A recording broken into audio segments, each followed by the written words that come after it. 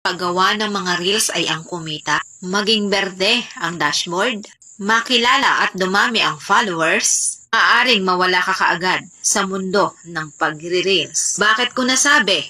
Alam nyo ba na sa bawat pagbabago ng algorithm ni Facebook, pwedeng mawala ang iyong monetization kung monetize ka?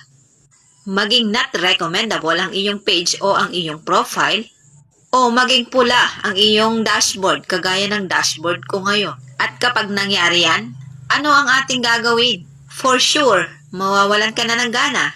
O baka nga i-turn off mo pa ang iyong professional mode. Pero kung ang pagko-content ay ginagawa mo para ma-improve ang iyong sarili, maka-inspire, makapagbigay kaalaman sa iba, makapagpasaya o makapag-motivate, tatagal ka sa mundo ng pagre-reels. Dahil hindi ka maaapektuhan kahit hindi ka kumita, kahit kakaunti ang iyong followers o magkulay mansanas man ang iyong dashboard. Kaya i-enjoy mo lang ang pagre-reels. Huwag mong i-stress ang mga bagay-bagay. Kaya ka bibilis tumanda Tamo yung buhok mo, dami ng puti, kakaisip mo kung bakit pula ang iyong dashboard. Chill lang ha. God bless. Kung ang hangad lang natin sa paggawa ng